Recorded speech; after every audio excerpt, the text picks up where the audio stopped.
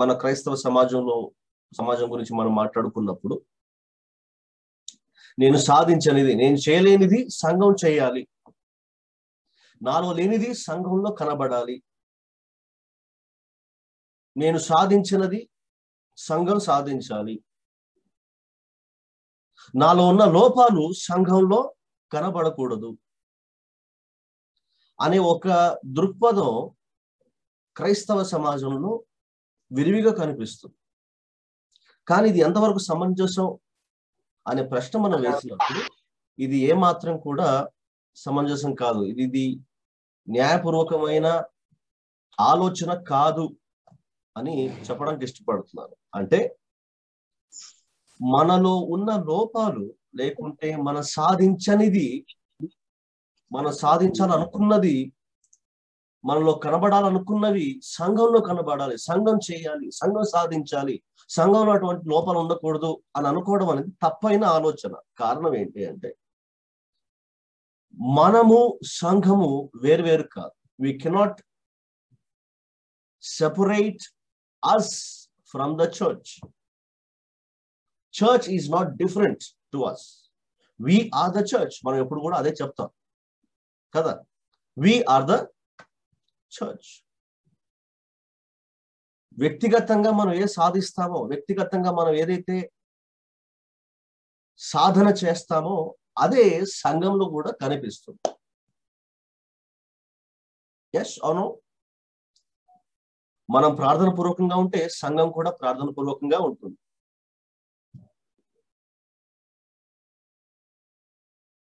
మనం దీనులుగా ఉంటే సంఘం కూడా దీనులుగా ఉంటుంది.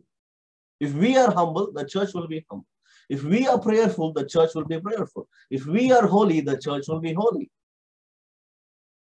Yes or no? Yes. So you cannot separate. అందుకని ఎప్పుడు మన అగాపే గ్రేస్ ఫెలోషిప్ యొక్క ప్రత్యేకత నేను ఎప్పుడు చెప్పడానికి ఇష్టపడుతున్నాను ఏంటంటే, మనందరం కలిసి ప్రయాణం చేస్తున్నాం. హల్లెలూయా, హల్లెలూయా చెప్పండి. అందరం కలిసి, మనందరం కలిసి మన ఆధ్యాత్మిక జీవితాన్ని కొనసాగిస్తుంది. మన ప్రభు అయిన యేసు క్రీస్తు వైపుకి మనం నడుచుకుంటూ వెళ్తున్నాం. ఆయన స్వరూప్యంలో మనం మారాలనే ఉద్దేశంతో అందరం కలిసి ప్రయాణం చేస్తున్నాం.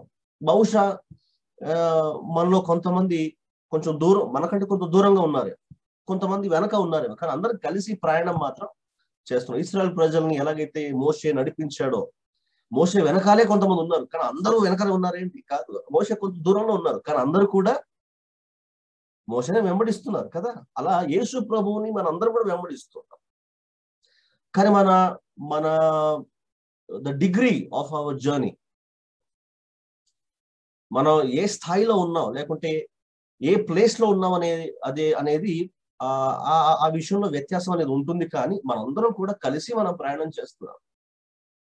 కలిసి ప్రయాణం చేయాలనుకున్న వారే ఈ సంఘంలో ఉన్నారు. నేను ప్రయాణం చేయడానికి నన్ను ప్రేరేపించండి అంటే మాత్రం కష్టం. ఆ సహజ భావమే లేకపోతే, ఎస్ నేను క్రైస్తవుని, నేను నా ఆత్మీయ జీవితాన్ని నేను కొనసాగించాలని అనే ఆలోచన, అనే స్పృహ ప్రజలలో లేకపోతే వారిని మనం ఏం చేయలేము. That is something that we need to understand. కొంతకాలం వారిని ప్రేరేపిస్తాం, వారిని ప్రోత్సహిస్తాం. బ్రదర్ రండి, సిస్టర్ చేద్దాం, బ్రదర్ అలా చేద్దాం, రండి చేద్దాం అంటాం. కానీ అదే కొనసాగుతూ ఉంటే వారికి బేసిక్ గా ఆ ఆలోచన లేదు అనేది మనకు అర్థమవుతుంది. సో మనందరం కలిసి ప్రయాణం చేస్తున్నాం. మనందరం వ్యక్తిగత జీవితాలలో మన ఆత్మీయ జీవితాన్ని మనం కట్టుకుంటున్నాం గనుక మనం సంఘముగా కూడి ప్రభు సేవను మనం చేస్తున్నాం. సంఘముగా మనం ఎదుగుతున్నాం, వ్యక్తిగతంగా ఎదుగుతున్నాం, అదే రకంగా సంఘముగా కూడా మనం ఎదుగుతున్నాం. సంఘముగా ఎప్పుడు ఎదుగుతాం అంటే వ్యక్తిగతంగా మనం ఎదిగినప్పుడే ఎదుగుతాం. సంఘములో క్రీస్తు గుణగణాలు ఎప్పుడు కనిపిస్తాయంటే వ్యక్తిగతంగా మనలో క్రీస్తు గుణగణాలు కనిపిస్తేనే సంఘంలో కూడా క్రీస్తు గుణగణాలు కనిపిస్తాయి. వ్యక్తిగతంగా మనం ఆ విషయంలో లోపాలు పెట్టుకొని సంఘంలో కనిపించాలంటే అది జరగని పని. సంఘం అంటే కేవలం ఒక వ్యక్తి కాదు. కానీ ప్రస్తుత బయట ప్రపంచం చూసినప్పుడు ఒక సంఘం, ఒక పరిచర్య, ఒక మినిస్ట్రీ అన్నప్పుడు ఒకే వ్యక్తి కనిపిస్తాడు, లేదంటే ఒకే కుటుంబం కనిపిస్తుంది. కానీ అది వాక్యానుసారం కాదు కదా. సో ఒక వ్యక్తి, 1 person doesn't decide the nature of the church. నేను ఇలా ఉన్నాను, పర్లేదులే, పాస్టర్ గారు బాగానే ఉన్నారు కదా, ఆయన నడిపించేస్తాడులే సంఘం అనుకుంటే అది అది అది అది జరగని పని. ఇది నేపథ్యం మాత్రమే, ఇది నా అంశం కాదు ఈ రోజుకి. కానీ గత కొన్ని రోజుల నుండి ధ్యానిస్తున్నప్పుడు దేవుడు ఒక ప్రత్యేకమైన విషయాన్ని తెలియజేశాడు. అది మనం చూద్దాం. మన మూల మాట ఈనాటి ధ్యానానికి దేవుని వాక్యం నుండి మనం ఎంచుకున్న వచనం హెబ్రీయులకు రాసిన పత్రిక 2వ అధ్యాయము 3వ వచనం. హెబ్రీయులకు రాసిన పత్రిక 2వ అధ్యాయము 3వ వచనం. ఇంత గొప్ప రక్షణను మనము నిర్లక్ష్యం చేసిన ఎడల ఎలాగూ తప్పించుకొందుము. చాలు. సో ఇక్కడ it says, how will we escape if we neglect. నిర్లక్ష్యం, నెగ్లిజెన్స్, నిర్లక్ష్యం. ఇక్కడ 2 విషయాలు మనం ఆలోచించాలి. ఒక గుంపు ప్రజలు ఈ రక్షణను తిరస్కరించేవారు ఉన్నారు. రక్షణను తిరస్కరించేవారు అంటే రిజెక్షన్ ఆఫ్ సాల్వేషన్. ఇక్కడ ప్రస్తావన నిర్లక్ష్యం చేసేవారి గురించి ఉంది. సో ఈ రెండింటిని మనం ఆలోచించినప్పుడు, తిరస్కరించడం, నిర్లక్ష్యం చేయడం, ఈ 2 గుంపుల వారి గురించి ఆలోచించినప్పుడు మనకు కలిగే ఆలోచన ఏంటి? ఒకసారి మనం ఆలోచిద్దాం. ఏది ప్రమాదకరం అనుకుంటారు? తిరస్కరించడం ప్రమాదమా, నిర్లక్ష్యం చేయడం ప్రమాదమా? ఏది ప్రమాదకరం? ఒకసారి మిమ్మల్ని మీరే ప్రశ్నించుకోవాలి, మనల్ని మనమే ప్రశ్నించుకోవాలి. అంటే ఎవరైతే తిరస్కరిస్తున్నారో వారిని చూసి మనం పోన్లే, నేను అలా లేనులే అని సంతోషపడిపోతున్నావా? అలా సంతోషపడిపోయి అసలు నేను నిర్లక్ష్యం చేస్తున్నానా అనే ఆలోచన కూడా మనకు రాకుండా మనం జీవిస్తున్నావా? ఇది పెద్ద సవాళ్లే మనకి ఈరోజు. తిరస్కరణ, నిర్లక్ష్యం, ఈ పదాలు 2 వేర్వేరుగా ఉన్నప్పటికీ ఆధ్యాత్మికంగా రెండిటి ద్వారా వచ్చే ప్రమాదం మాత్రం ఒకటే. తిరస్కరణ, నిర్లక్ష్యం. పదాలు మాత్రం వేరేగా ఉన్నాయి, కానీ దాని ద్వారా వచ్చే పరిణామం, ద రిజల్ట్ ఆఫ్ దట్ చాలా ప్రమాదకరం. 2 ఒకే పరిణామాలకి దారితీస్తుంది. రెండింటికి పెద్ద తేడా లేదు. ఏమండి? వాడు తిరస్కరిస్తున్నాడు, నేనైతే కేవలం నిర్లక్ష్యం చేస్తున్నాను అనుకోవడం మాత్రం దానివల్ల ఎటువంటి ప్రయోజనం లేదు. ఏమండి? తిరస్కరణం అంటే చాలా దారుణమైన పాపం. కానీ నిర్లక్ష్యం అనేది పర్లేదు, అది చిన్నదిలే, అది దేవుడేం అనుకోడలే అని అనుకుంటే మాత్రం కష్టం. ఆలోచిస్తున్నారు నాతో పాటు? నిర్లక్ష్యం మన ఆధ్యాత్మిక జీవితాన్ని ఒక బిల్డింగ్ కి మనం పోల్చుకున్నట్లయితే, ఒక భవనానికి మనం పోల్చుకున్నట్లయితే, ఒక భవనం అనంటే మనందరం కూడా సాధారణమైన వ్యక్తులం, సాధారణమైన ప్రజలం. మనం ఎవరు కూడా భవనాల్లో మనం ఉన్నట్లేదు, చిన్న చిన్న ఇళ్లలో ఉంటున్నాం. కానీ కొన్ని భవనాలు చూస్తాం బయట, there are some big towers. మన ఇంటి దగ్గర కూడా ఒక పెద్ద టవర్ ఉంది కదా. అంటే చాలా అంతస్తులు ఉంటాయి దాన్ని.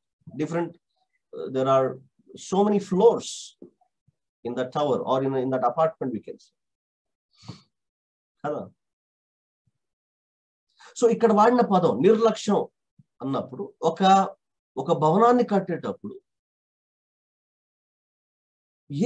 ఏ అంతస్తుని నేను నిర్లక్ష్యం చేస్తున్నాను అనే ప్రశ్న కట్టేవాడు, ఆలోచిస్తాడు, నిర్లక్ష్యం చేయకుండా కట్టాలనే వాడు ప్రయత్నం చేస్తాడు.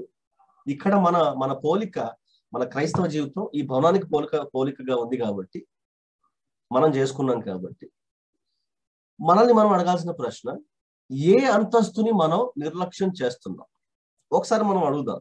సో ఇన్ని సంవత్సరాలు మనం యేసు ప్రభు వారిని నమ్ముకొని, యేసు ప్రభుని వెంబడిస్తూ, క్రీస్తు శిష్యులుగా మనం ఉంటూ, ఈ రక్షణలో మనం ప్రయాణం చేస్తూ, రక్షణ పొందుకొని దేవునితో ఈ ప్రయాణం మనం అనుభవిస్తూ చాలా కాలం అయింది. కొంతమంది 10 ఏళ్ళు, కొంతమంది 5 ఏళ్ళు, కొంతమంది 20 ఏళ్ళు, 25 ఏళ్ళు. ఇన్ని ఏళ్ళు గడిచిపోయాయి కదా. మరి ఎన్ని భవనాలు, ఎన్ని అంతస్తులు కట్టారు ఈ భవనంలో? ఈ ఎన్ని అంతస్తులు కట్టిన మనం ఎన్నో అంతస్తుని నిర్లక్ష్యం చేసి ఉంటాం.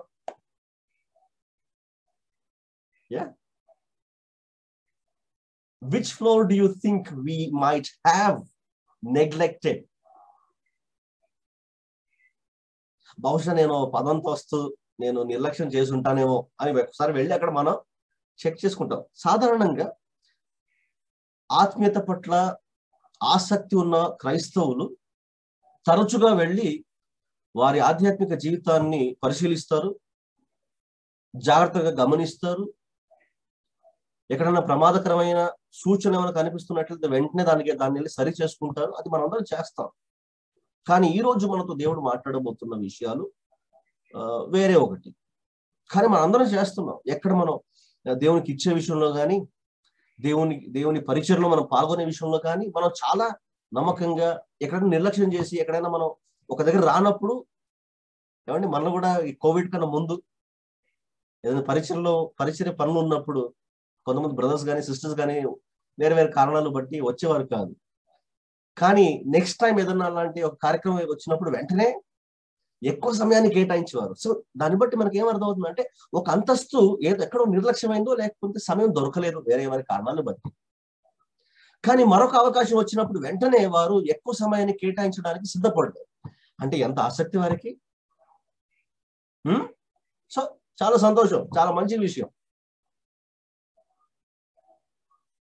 సో మనం అందరం చేస్తూ ఉంది, ప్రతి అంతస్తును వెళ్ళి పరిశీలిస్తున్నాం, చేస్తున్నాం.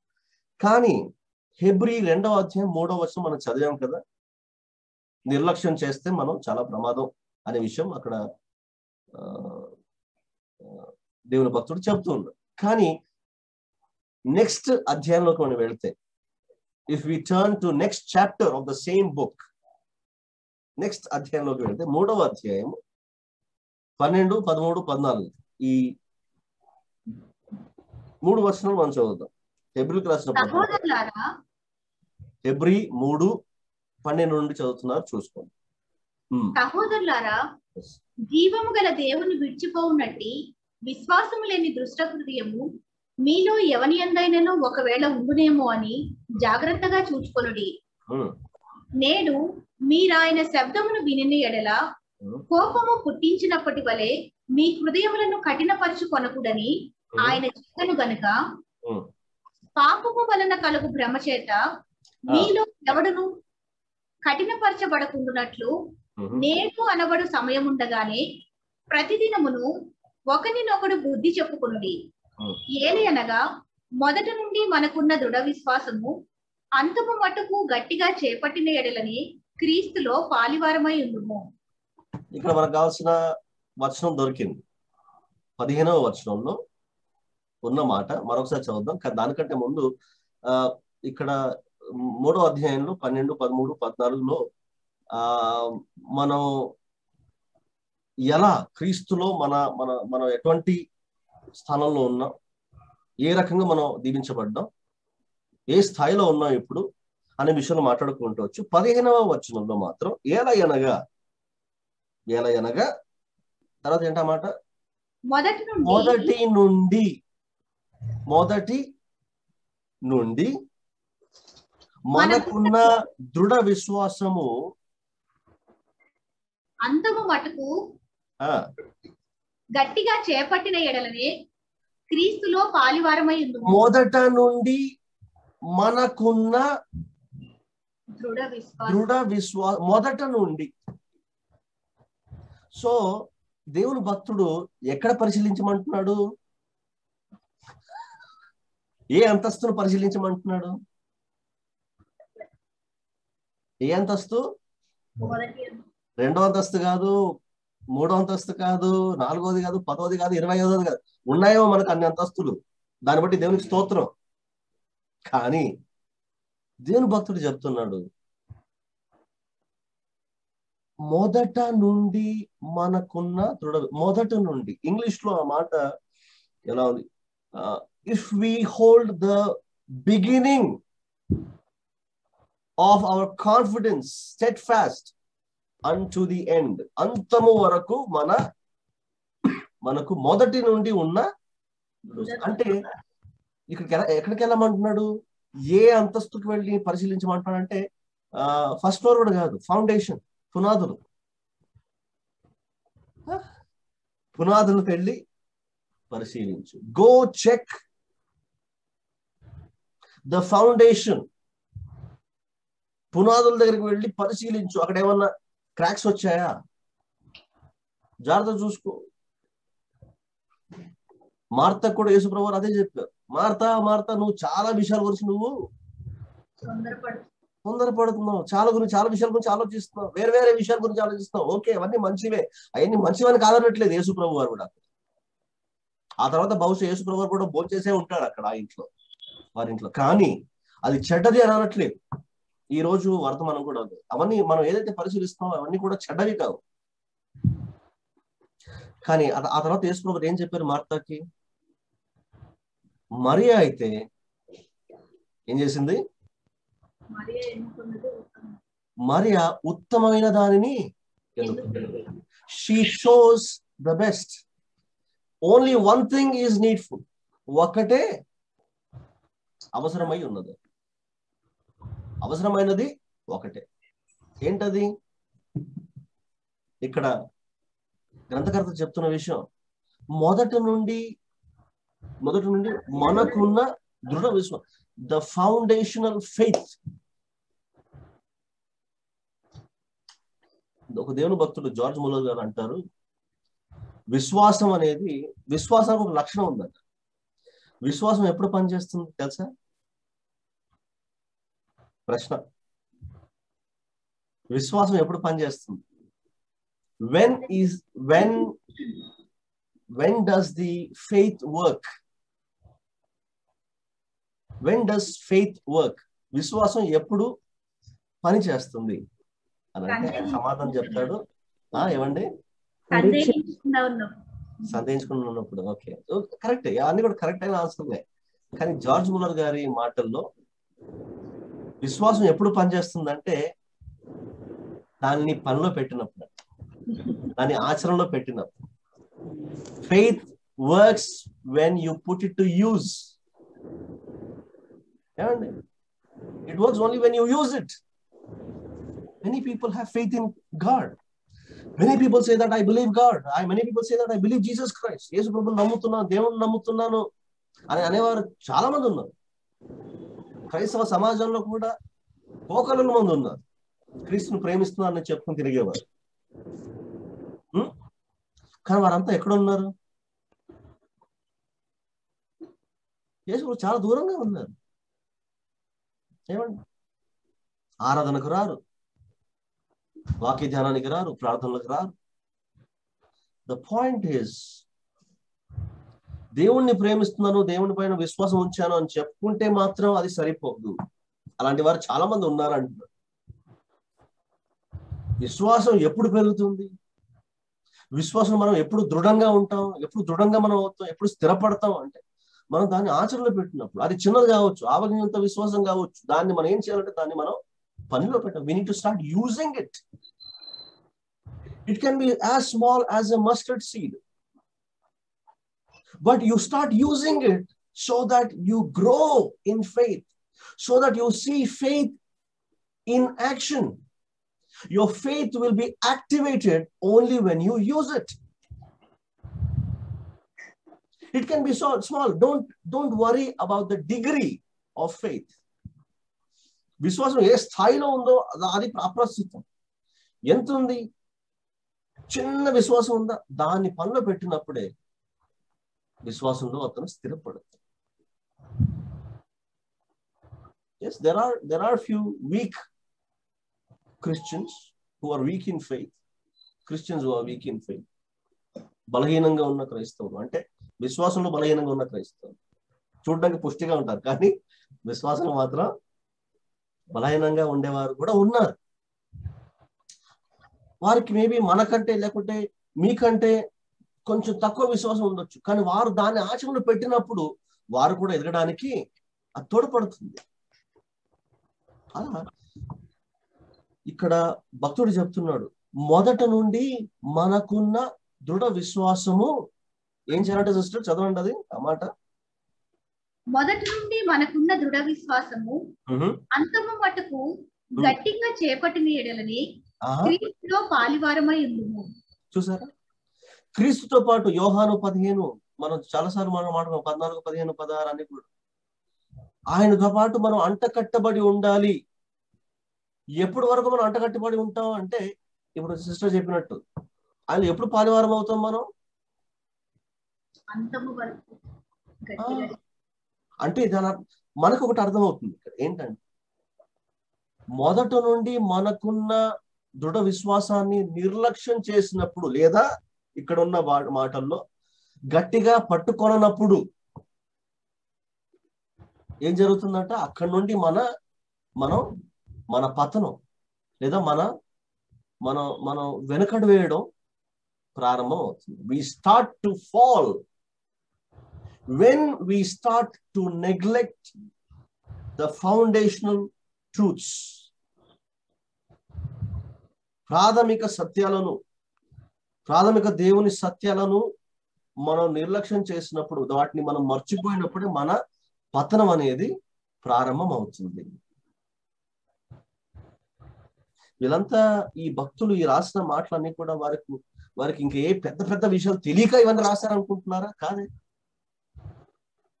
వారు అపోస్తులండి, మనకంటే చాలా ఉన్నతమైన స్థాయిలో దేవుణ్ణి ఎరిగిన వారు, దేవుని ప్రత్యక్షను కనుగొన్నవారు వీళ్ళంతా. కానీ అయినా వీరు అంటున్న మాటలు ఏంటంటే, మీరు మొదటి నుండి మనకున్న విశ్వాసం, the assurance of the faith, the confidence of faith that you had since the beginning, hold on to that. దాన్ని దృఢంగా పట్టుకోండి, అప్పుడు మీరు క్రీస్తులో పాలివారు అవుతారు. లేకపోతే otherwise you will be in danger. దాన్ని నిర్లక్ష్యం చేస్తే ఎలా? అవి నిర్లక్ష్యం చేస్తే ఎంత ప్రమాదం. You are so in danger. Yesu ప్రభువారు ఎఫెసీలో ఉన్న సంఘానికి ఆయన మాట్లాడే మాటలు ఒకసారి విందాం, ఒకసారి చదువుదాం. ప్రకటన గ్రంథం 2వ అధ్యాయము 2వ వచనం 3వ వచనం, 2 వచనం మాత్రం చదవండి. ప్రకటన 2:2. నీ క్రియలను, నీ కష్టమును, నీ సహనమును నేను ఎరుగుదును. నీవు దుష్టులను సహింపలేవనియు, అపోస్తలులు కాకయే తాము అపోస్తలులమని చెప్పుకుని వారిని పరీక్షించి వారు అబద్ధికులని నీవు కనుగొంటివనియు, నీవు సహనము కలిగి నా నామము నిమిత్తము భారము భరించి అలయలేదు నీవు నేను ఎరుగుదును. చాలు. ఎంత గొప్ప భవనం అండి ఇది. ఏమండి, what great tower, what great building this is అనుకుంటాం కదా మనం.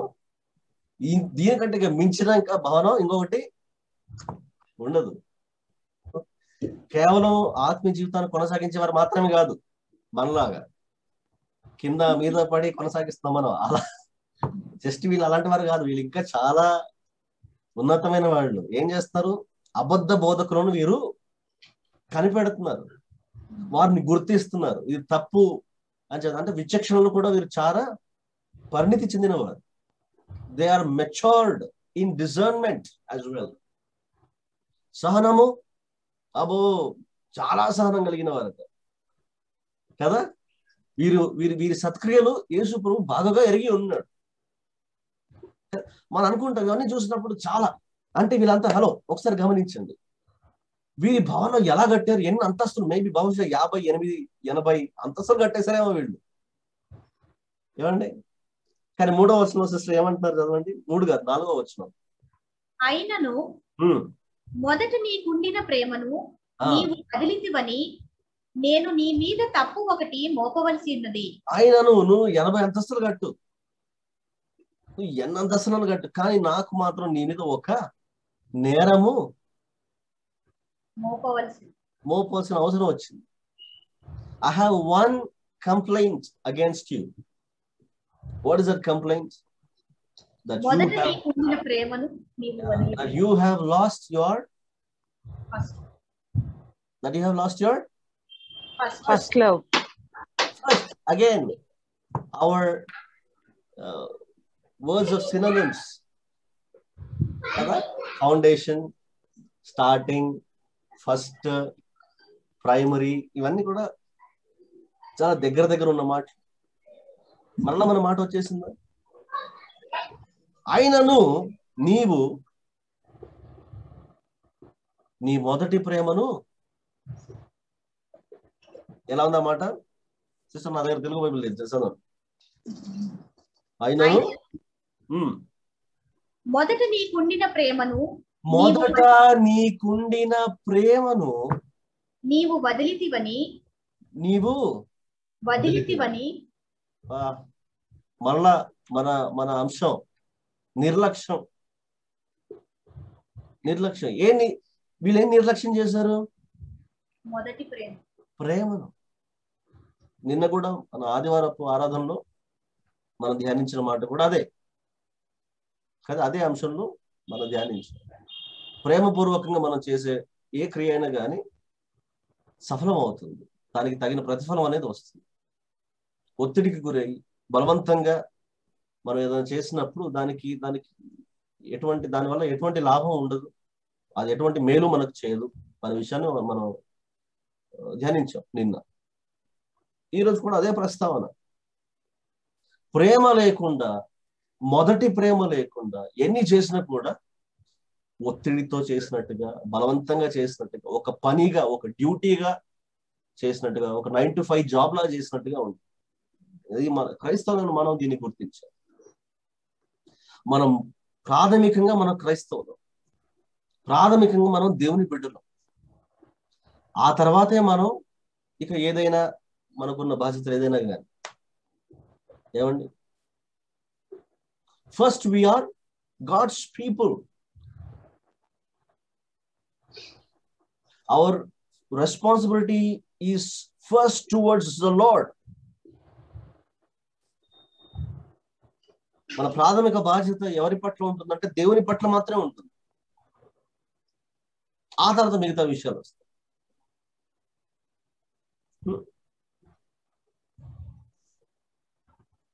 మొదట మనకున్న ప్రేమ, లేదా మొదటి నుండి మనకున్న దృఢ విశ్వాసం. అంటే ఒకసారి మనం ఆలోచించాలి, క్రీస్తులోనికి మనం వచ్చిన మొదటి దినాలలో మనకున్న ప్రేమ ఎటువంటిది, మనం ఎటువంటి విశ్వాసం కలిగి ఉంది, మన ఆసక్తి ఏ రకంగా ఉండేది. ఒకసారి గుర్తు చేసుకోండి. ఇప్పుడు అన్ని సంవత్సరం వెనక్కి వెళ్ళడం అంటే కష్టమే, నాకు తెలుసు, కానీ ఓ ప్రయత్నం చేయొచ్చు. మనం స్టార్టింగ్ లో మనం ప్రభుని నమ్ముకున్న ఆ తొలి దినాలలో ఎంత ఆసక్తితో ప్రభు దగ్గరికి వచ్చేవారు, ఎంత ఆసక్తితో దేవుని వాక్యం చదివేవారు. వాక్యంలో ప్రతి వచనం మనకే అన్నట్టుగా మనం చదివేవాడు. కానీ ఇప్పుడు మాత్రం రకరకాల సందేహాలు, రకరకాల ప్రశ్నలు, రకరకాల ఆలోచనలు, నమ్మడానికే కష్టమైపోతుంది వాక్యం చదువుతున్నది. గుర్తించండి ఒక విషయం, అపవాది యొక్క అపవాది తంత్రం చాలా, నేను ఎప్పుడు చెప్తుంటాను, he attacks in a very subtle way అని చెప్తూ ఉంటాను కదా. చాప కింద నీరులాగా తెలియకుండా మనల్ని వాడు దాడి చేస్తాడు. తెలీదు అసలు దాడి జరుగుతుందనే విషయం కూడా మనం గ్రహించక ముందే మన మీద దాడి అయిపోయి ఉంటుంది. సో ద ఫస్ట్, సిన్స్ మన మాటలన్నీ కూడా మొదటి అని మాట్లాడుకుంటున్నాం కాబట్టి మొదటి దాడి గురించి మాట్లాడుకుందాం. మొదటి దాడి, అటాక్, ద ఫస్ట్ అటాక్ ఏం జరిగింది? మొదటి దాడి ఎవరు చేశారు, ఎవరి మీద చేశారు? మీకు తెలిసిన మొదటి అన్న వెంటనే మనం అందరం కూడా ఆది కాండంకి వెళ్ళిపోతాం. సో కరెక్టే. మొదటి అటాక్, మొదటి దాడి ఎక్కడ జరిగిందంటే అపవాదైన సాతాను సర్పం రూపంలో అవ్వకు ప్రత్యక్షమై కనబడి ఏమంటాడు? ఏం సవాల్ చేశాడు? ఎటువంటి సందేహాన్ని తనలో లేపాడు? అవ్వ మనసులో దేవునికి నీ పట్ల ఉన్న ప్రేమ అసలు నిజంగా అది కరెక్టేనా? దేవుడు నీ పట్ల ఉన్న ప్రణాళిక, దేవునికి నీ పట్ల ఉన్న ఉద్దేశం అసలు అది నిజమైందేనా? అది బెస్టేనా అని ఒక సందేహం. అవునా కదా? దేవుడు ముందు చెప్పిన మాటని దేవుడు ఆదమవులకు ఇద్దరికి ప్రాథమికంగా ఇచ్చిన సూచనలనే అతను ప్రశ్నించాడు, దాని మీద దాడి చేశాడు. ఎందుకంటే బాగా తెలుసు ఒక భవనం కూలిపోవడానికి మనం ఏ పెద్ద ఆటం బాంబు పెట్టాల్సిన అవసరం లేదు. ఏమండి? జస్ట్ పునాదుల దగ్గర చిన్న చిన్న బాంబులు పెట్టేసి కూల్చేస్తారు. కొన్ని డెమాలిషన్ వీడియోస్ మీరు చూసినట్లయితే యూట్యూబ్ లో, మనం ఎప్పుడు కూడా యూట్యూబ్ లోనే ఎక్కువ సమయం గడుపుతాం. చర్చ్ లో కన్నా, దేవుని వాక్యం దగ్గర కన్నా ఎక్కువ సమయం ఎక్కడ గడుపుతాం అంటే ఫోను. కానీ ఫోన్లో ముఖ్యంగా ఫోన్లో ఎక్కడ అంటే ఇంకా యూట్యూబ్ లో. అలా కాలక్షేపం, అలా చూస్తూ అలా సమయం 9కి మొదలెట్టామా, అలా ఇంకా ఆపేసి కళ్ళు వస్తున్నాయి, కొంచెం నీళ్ళు తాగుదాం అనేసరికి 5 అయింటది సమయం. అంతగా మనం యూట్యూబ్ లో ఉంటాం. కాబట్టి యూట్యూబ్ లో మీరు వీడియోస్ చూసే, డెమాలిషన్ వీడియోస్ చూస్తే ఏం చేస్తారంటే ఫౌండేషన్ పిల్లర్స్ ఉంటాయి చూసారా, పునాదులు వేసిన ఆ పిల్లర్స్ ఉంటాయి, అక్కడ బాంబు పెట్టేస్తారు అంతే. దాన్ని ధ్వంసం చేశారనుకోండి, భవనం అంతా కూడా కుప్పకొలిపోతుంది. ఇదే ఆలోచన, ఇదే టాక్టిక్ అపవాదం సైతాన్ని కూడా మన మీద, విశ్వాసుల మీద వాడు వాడతాడు. ప్రాథమిక సత్యాలను మొదట నుండి మనకున్న విశ్వాసాన్ని దాడి చేయడానికి వాడు ప్రయత్నం చేస్తాడు. అక్కడ దాడి జరిగితే మాత్రం ఆ తర్వాత మనం ఎన్ని భవనాలన్నా కట్టుకొని అన్ని కూడా కుప్పకొలిపోవడానికి ఒక క్షణం కూడా చాలు. జాగ్రత్తగా ఉండాలి ప్రియులారా. దేవుని సంఘానికి, క్రీస్తు సంఘానికి దేవుని వాక్యం తరచుగా హెచ్చరిస్తుంది. ఆ హెచ్చరికను మనం విన్నవారంగా జాగ్రత్త పడితే గనక మన జీవితాలు మనం క్రీస్తు మీద దృఢంగా కట్టుకున్న వారం అవుతాం. విని ఈరోజు మనం అంశం ఏంటది? నిర్లక్ష్యం చేస్తే గనక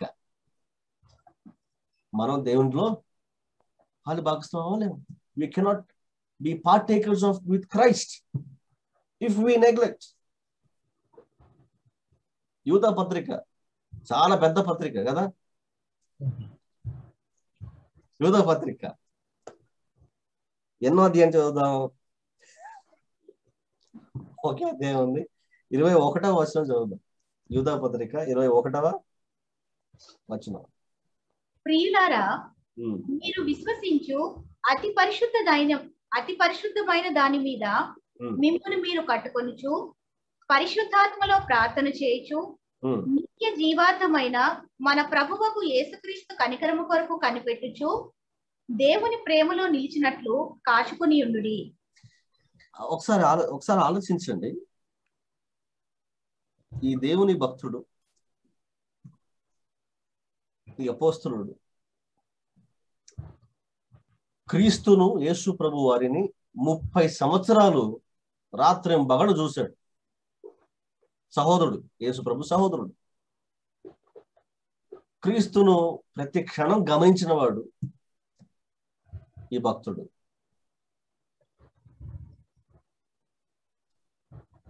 ఇప్పుడు క్రీస్తు ఆధ్యాత్మిక జీవితంలో, మన ఆధ్యాత్మిక జీవితంలో మనం ఎదగడానికి, ఏమండి, మనం పరిణితి చెందడానికి, అనుభవ జ్ఞానంలో ఇంకా మనం పెరగడానికి ఈయన ఇస్తున్న సూచనలు ఏంటి? ఆ సూచనలు సిస్టర్ చదవండి. మీరు విశ్వసించు అతి పరిశుద్ధమైన దాని మీద మిమ్మును మీరు కట్టుకొనుచు సిస్టర్ ఎన్నో వచనం సిస్టర్ అది? 20, 21 కలిసి ఉన్నాయి. అవునా? ఎస్, ఓకే, చదవండి. పరిశుద్ధాత్మలో ప్రార్థన చేయుచు నిత్య జీవార్థమైన మన ప్రభువకు యేసుక్రీస్తు కనికరము కొరకు కనిపెట్టుచు దేవుని ప్రేమలో నిలుచున్నట్లు కాచుకొనియుండుడి. దేవుని ప్రేమలో నిలుచున్నట్లు కాచుకొనియుండుడి. ఈయన ఇస్తున్న ఒక సార్ ఒక మీరు ఇంత సాధించారు కదా సార్, మీరు ఇంత గొప్పవాడు కదా సార్, ఏదన్నా ఓకే, ఈ యువతరానికి మీరు ఏం చెప్పదలుచుకున్నారు అని అంటే చాలా పెద్ద విషయం ఏదో చెప్పాలనుకుంటారు కదా, కానీ నేనేం చెప్తున్నాడు, చాలా సాధారణమైన విషయాన్ని, సరళంగా మనకు అర్థమయ్యే విషయాన్ని సంఘానికి తెలియజేస్తుంది. ఏమంటున్నాడు అంటే దేవుని ప్రేమలో మీరు నిలుచున్నట్లు కాచుకొని యుండుడి. How does it say in English? Keep yourselves in the love of God, waiting for the mercy of our Lord Jesus Christ that leads to eternal life.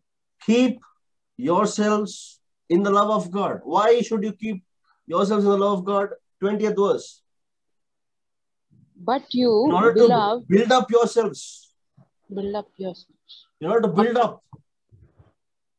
In order to ensure that your construction is properly done, is securely done.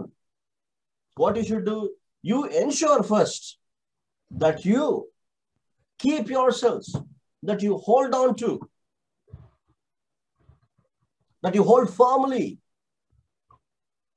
that you stand steadfastly in the love of Christ.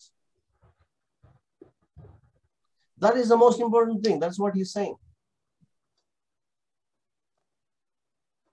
With the same idea, a writer, the author of Hebrews also gives us very same instruction. Hebrew రాసిన పత్రిక 2వ అధ్యాయం మన starting లో చదివిన మాట. Hebrew 2:3 చదివాం, కానీ మొదటి వచనం మనం చదవాలి. హెబ్రీ 2:1. కావున మనము వినిన సంగతులను విడిచిపెట్టి కొట్టుకుని పోకుండానట్లు వాటి యందు మరి విశేష జాగ్రత్త కలిగి ఉండవలెను. మనము వినిన సంగతులు, కొత్త విషయాలు కాదు ఇవి. You don't need new things. మనకు కావాల్సింది ఇప్పుడు కొత్త విషయాలు, కొత్త ప్రత్యక్షతలు కావు. తెలియని విషయాలు మనకి ఇప్పుడు కాదు. మీరు వినిన దాన్ని, అంటే ప్రాథమిక సత్యాలు, మనం ఏదైతే విన్నామో, ఏదైతే మనం నేర్చుకున్నామో, ఆరంభంలో నేర్చుకున్న సత్యాలు, what you have learned in the beginning, ఏదో మీరు విన్నారో ఆ సంగతులను విడిచిపెట్టకుండా, do not leave them, do not, again మన మాట, డు నాట్ నెగ్లెక్ట్. వాటి యందు మరీ విశేషముగా, జాగ్రత్త మాత్రం కాదు, మరి విశేషమైన జాగ్రత్త మీరు పాటించాలి. Give more earnest heed, utmost careful. చేస్తా brothers and sisters? How many of us have gone to the Lord saying, Lord, నేను నిర్లక్ష్యం చేశాను ప్రభు, నీ ప్రేమ నేను నిర్లక్ష్యం చేశాను ప్రభు అని ఎంతమంది గ్రహించి ప్రార్థనలో వెళ్ళారు? అందుకే మన స్టార్టింగ్ లో మనం మాట్లాడుకున్నాం, తిరస్కరించడం చాలా ఘోరమైన పాపం, అది చాలా భయంకరం. కానీ నిర్లక్ష్యం పర్లేదులేండి, ఏం కాదు. ఈ రోజు నిర్లక్ష్యం చేసాం, వచ్చేవారు కొంచెం జాగ్రత్తగా ఉంటాంలేండి అని అనుకునే పరిస్థితి క్రైస్తవ సమాజంలో ఉంది. మరి విశేషమైన జాగ్రత్త కలిగి ఉండి, ఏ విషయంలో మరి విశేషముగా జాగ్రత్త కలిగి ఉండాలంటే, మీరు ఇంతకు ముందుగానే మీరు వినిన సంగతుల గురించి మీరు విశేషంగా జాగ్రత్త. మనకు తెలియవా? ప్రాథమిక సత్యాలు మనకు తెలియవా? Don't we know the foundational truths? We know. అవి విడిచిపెట్టినట్లయితే, దాన్ని నిర్లక్ష్యం చేసినట్లయితే మనం చాలా ప్రమాదంలో ఉంది. అందుకని మనం ప్రతి బుధవారం లివింగ్ ఫెయిత్ అనే కొత్త కార్యక్రమాన్ని ప్రారంభించడంలో ఉన్న ఉద్దేశం అదే. మరలా మన ప్రాథమిక సూత్రాలను, మా ప్రాథమిక సత్యాలను మనం జ్ఞాపకం చేసుకొని వాటిని ధ్యానించాల్సిన అవసరం చాలా చాలా ఉంది కనుక. కాబట్టి ఎవరు నిర్లక్ష్యం చేయకండి దాన్ని. బుధవారం జరిగే కార్యక్రమాలు మన బ్రదర్ సంఘ పెద్ద ఆయన యోహన్ బాబు గారు దాన్ని తీసుకుంటున్నారు. Ensure that you come. మనం వినిన సంగతులే, అది నేను చెప్పట్లేదు, గ్రంథకర్త చెప్తాం. మనం వినిన సంగతులే, కొత్త సంగతులు ఏం కాదు. కానీ విన్న సంగతి మనం వినడంలో ఏదైనా ప్రయోజనం ఉందంటారా? చాలా ఉంది. ఇది నా మాటలు కాదు, దేవుని మాట. మరీ విశేషమైన జాగ్రత్తలు మనం పాటించాలన్నట్లయితే అది ఒక్కసారి కాదు, 2 సార్లు కాదు, 100 సార్లు చదివినా మనకు దీవెనకరంగానే ఉంటుంది. హల్లెలూయా. సో మనం ఎఫెసీ సంఘాన్ని ప్రస్తావన చేశాం కాబట్టి, యేసు ప్రభువు వారు ఎఫెసీ సంఘంతో ఆయన మాట్లాడారు కాబట్టి, నువ్వు చేసిన నీ సత్క్రియలు నాకు తెలుసు, నువ్వు ఎటువంటి విచక్షణ జ్ఞానం కలిగి ఉన్నావు కూడా నాకు తెలుసు అని యేసు ప్రభువు వారు చెప్పి వెంటనే వారిని ఖండిస్తున్నారు కదా. నీ మీద ఒక నేరం నేను మోపవలసి ఉంది. ఏంటది? నీకున్న మొదటి ప్రేమ నువ్వు మర్చిపోయావు అంటున్నారు. ఆ తర్వాత దానికి ఇచ్చే సొల్యూషన్ ఏమంటారు దాన్ని? తెలుగులో ఏమంటారు దాన్ని? ఆ మాట దొరకట్లేదు. పరిష్కారం. Thank you. యేసు ప్రభువు వారు ఎఫెసీ సంఘానికి ఇస్తున్న పరిష్కారం ఏంటి? What is the remedy? The remedy is also in the same book. Remedy is in Revelation. Remedy is in Revelation, 2nd chapter, 5th verse. ఆతర మనం ప్రకటన 2వ అధ్యాయంలో 2-3 వచనాలు చదివాం, ఆ తర్వాత 4 చదివాం, ఇప్పుడు 5వ వచనం. సిస్టర్ చదవండి. నీవు ఏ స్థితిలో నుండి పడితివో అది జ్ఞాపకం చేసుకొని మారు మనసు పొంది ఆ మొదటి క్రియలను చేయము. చాలు. ఏమంటున్నాడు? యేసు ప్రభువు ఇస్తున్న పరిష్కారం ఏంటంటే, ఏ స్థితి నుండి మనం పడ్డామో, అంటే ఏ స్థితి నుంచి పడ్డాం మనం మన భవనం ఎంతవరకు? ఒక 80 అంతస్తులు కట్టుకున్నాం అనుకోండి. మనం పడింది 80 అంతస్తు నుంచి కాదండి, స్టార్టింగ్ లోనే పడ్డాం. సో చాలా సింపుల్ అయిన పరిష్కారం యేసు ప్రభువు ఇస్తున్నారు. చాలా సింపుల్, కష్టమేం కాదు, సింపుల్. గాడ్, దేవుడు ఎప్పుడు కూడా మన మీద ఒక నేరం మోపుతాడు, లేదా మనల్ని ఖండిస్తాడు, మనల్ని శిక్షిస్తాడు అంటే దాని ఉద్దేశం మనల్ని తక్కువ చేయాలనో, లేకుంటే ఆయన చాలా కఠినస్తుడనో కాదండి. The intention behind chastisement, the intention behind discipline, the intention behind complaint is restoration. Yeah. మరలా మనం ఆయనతో జత కట్టబడాలని, అదే ఉద్దేశం. ఆయన నుండి దూరంగా వెళ్ళాలని కాదు, మరలా ఆయన దగ్గరికి రావాలనే ఉద్దేశంతోనే చేస్తారు. కాబట్టి ఆయన ఇస్తున్న పరిష్కారం ఏంటి? మీరు ఏ స్థితిలో నుండి పడితివో అది జ్ఞాపకము చేసుకొని మారు మనస్సు పొంది. దట్ ఈస్ అ పరిష్కారం. Remedy, revolution, repent. RRR.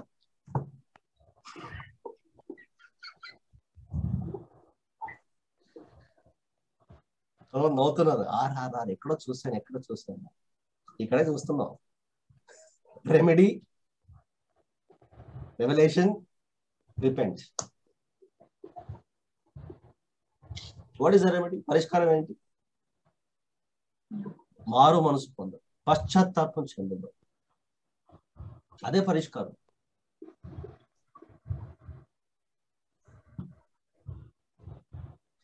క్రైస్తవ జీవితంలో మనకు వాక్యం మనకు కొంత గొప్ప కొంచెం ఎక్కువనే తెలుసు మనందరికీ. అగాపే స్కాలర్షిప్ లో ఇంత వాక్యం ఎరిగిన మనం ఏ స్థాయిలో మనం ఉండాలంటే, ప్రభువా నేను నీ ప్రేమను నిర్లక్ష్యం చేశాను ప్రభువా అని పశ్చాత్తాపంతో ప్రభు చెంత మనం చేరాలి. ఆ స్థాయికి మనం చేరుకోవాలి. హల్లెలూయా. ఆ స్థాయికి చేరుకుందామా పిల్లరా? ఏ స్థాయికి? ఎఫెసీ సంఘానికే అది తప్పలేదు. అదేమి చాలా తక్కువ, చాలా మరలా మనం మరీ ఎల్కేజీకి వెళ్ళిపోవాలా అని అనుకుంటే అనుకోకండి. మీరు ఎల్కేజీలో ఉన్నా, పోస్ట్ గ్రాడ్యుయేట్ లో ఉన్నా, ఇది ప్రతి నిత్యం మనం చేయాల్సిన ఒక పని. మనల్ని మనం పరిశీలించుకోవడం. ఏ అంతస్తులో ఏ ప్రమాదం ఉందో మనం ఎంత గమనిస్తున్నామో అలాగనే మన మూలాలకు వెళ్ళాలి. మొదటి నుండి మనకున్న విశ్వాసం, మొదటి నుండి మనం ఆచరిస్తున్న సత్యాలు, వీటిని పరిశీలించాలి. అందులో నుండి నేను తొలగిపోయానా, అందులో ఏమైనా వెనకబడ్డానా, వాటిని ఏమైనా నేను నిర్లక్ష్యం చేస్తున్నానా అని పరిశీలించినప్పుడే మన ఆధ్యాత్మిక జీవితాన్ని మనం భయముతోనూ వణుకుతోనూ మనం గుర్తించవారం అవుతుంది. రక్షణను మనం అభ్యసించాలి, జాగ్రత్తగా కాపాడుకోవాలి. ఎలా కాపాడుకుంటాం? ఈ రకంగా మనం కాపాడుకుంటాం. కాబట్టి ప్రియ సంగమా, ఈరోజు దేవుడు మనందరికీ దేవుని వాక్యం ద్వారా మనకు జ్ఞాపకం చేసిన విషయం, మన ప్రాథమిక విశ్వాసాలు మనం పరిశీలించాలి. Examine the foundational truths, or ask yourself a question: if you are neglecting the salvation, how do you neglect a salvation? రక్షణ నిర్లక్ష్యం అనేది ఎక్కడ స్టార్ట్ అవుతుందంటే, ఈ ప్రాథమిక విశ్వాసాలు, ప్రాథమిక సత్యాలు మనం మర్చిపోయినప్పుడు, విడిచిపెట్టినప్పుడు. అనేక వచనాలు మనం చూసాం. వాటిని మర్చిపోయినప్పుడు, వాటిని విడిచిపెట్టినప్పుడు, వాటిని గుర్తించకుండా మానేసినప్పుడు, వాటి నుండి తొలగిపోయినప్పుడు మన రక్షణ నుండి మనం పడిపోవడం స్టార్ట్ అవుతుంది. లేదంటే రక్షణను మనం నిర్లక్ష్యం చేసిన వారం అవుతాం. రక్షణనే నిర్లక్ష్యం చేసి ఇంకా క్రైస్తవ జీవితం ఎలా కొనసాగిస్తాం మనం? అది అసంభవం. కాబట్టి జాగ్రత్త. దేవుని మాటలు మనల్ని హెచ్చరిస్తుంది. మనం ఈరోజు పడుకునే ముందుగా దేవుని సన్నిధిలో వెళ్ళి వ్యక్తిగతంగా, మరలా చెప్తుంది, వ్యక్తిగతంగా చేసినప్పుడే సంఘముగా మనం నిలబడగలం. హల్లెలూయా. We can stand together as church firmly only when we do all these things individually. Praise be to God. Shall we close our eyes and bow and stop and seek the Lord in prayer?